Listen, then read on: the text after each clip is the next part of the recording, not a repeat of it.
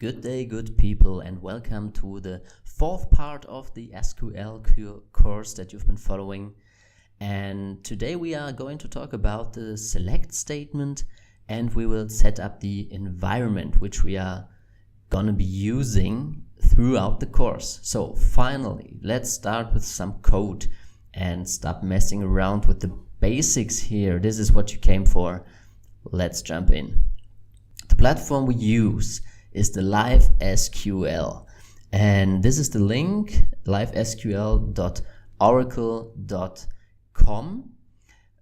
What it is something fantastic where you can just test your code, where you can put SQL statements in, and where you can just experience the whole thing of Oracle SQL without having to build your own server and stuff. They provide it for you so you can test your code on the go. What you have to do for this is obviously sign in. If you do not have an account yet, please make one. Start coding now is what you should click first. Wait for it. And now for me, of course, I have already a login. If you do not have one, create an account down here. You have to put some stuff in there. Doesn't have to be correct, I mean, you know the game, but what does have to be correct is the mail address, and you have to put a password in there, of course. And what you will be seeing after you signed up for this is going to be there in a second, I hope. Here we go. This is the main page, okay? This is your SQL worksheet, and this is the output you get. But what do we need in order to write SQL statements? Exactly, we need tables. Now Oracle was so nice to provide us with some tables. Click on schema, and then you will see what you have. So, and under schema, what we will be using is the human resources, HR. Click on it. Now you don't have to do that. I'm just showing you what we are working with, and I'm showing you the tables. But to follow along, it is a nice little helper for you. So here you go. You have read-only access to the HR sample schema, which is okay. These are the tables we have here. And the tables we will be working with the most are basically the departments, the employees, maybe the countries, but basically the employees. This is the main table that we will be dealing with. Click on it in order to see more information about it. Wow, internet is blazingly fast today. Here we go.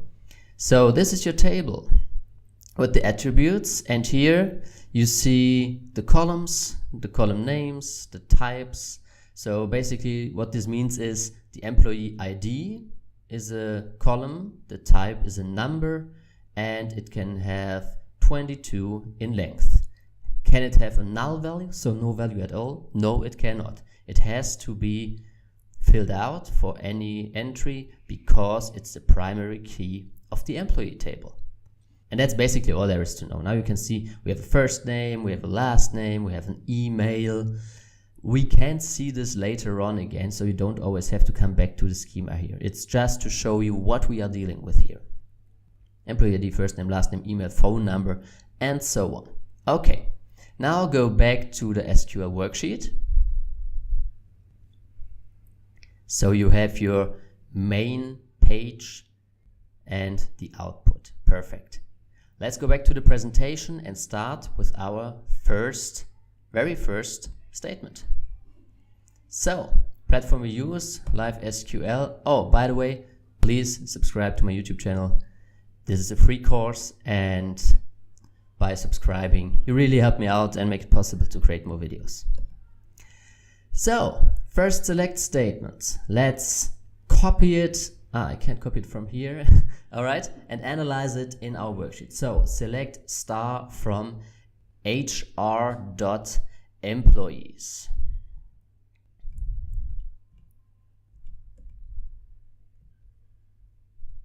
Here we go. So this is how you write your statement. Select star. Let's write it down first. From HR.employees. Semicolon. This is your first statement. Now, usually you don't have to put HR, but in this case, because it is a table that is provided and it's just how you call it here. Usually you would just call select star from employees, but in this case you have to put HR.employees, which stands for human resources. Let's analyze the statement. So the select statement is a basic statement to choose content from a table. The star or the asterisk means that you choose anything there is. It's a placeholder for anything. So this would mean select everything from the table employees. I want you to focus on the two keywords here, which are highlighted. They are not case sensitive. You could also write them like this, but it's just common practice to write it in capital letters. Next thing, for these keywords, you should always use a new line and hit the tab button for the parameters to make it more readable. Because when statements get very long, they might not be readable anymore if you put them in one line. So always put a new line for each keyword like this. Not for each keyword at all, but for each keyword in this sense. So the from gets a new line.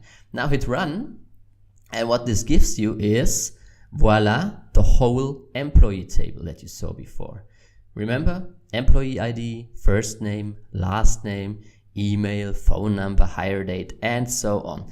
And you got the whole table here, everything. Okay, I can't make it any bigger, but let's scroll. You see there's a lot of entries.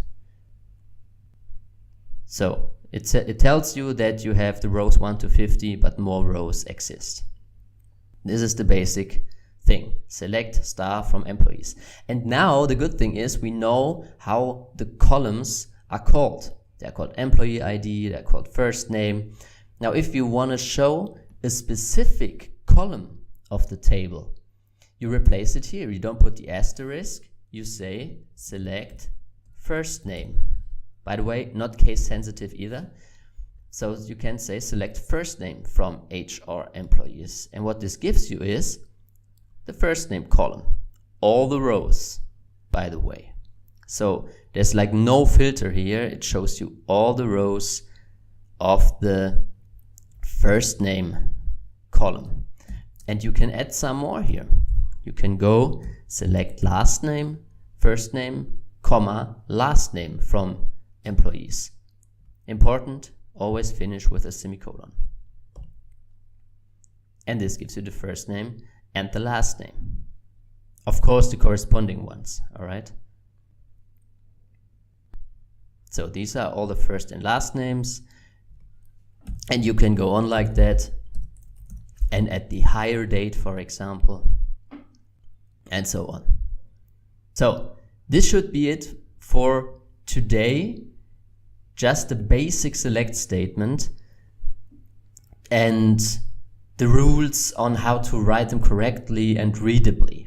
All right, bear in mind, these are not case sensitive, but should be written in capital letters. You should put a new line for the from keyword and not write everything in one line.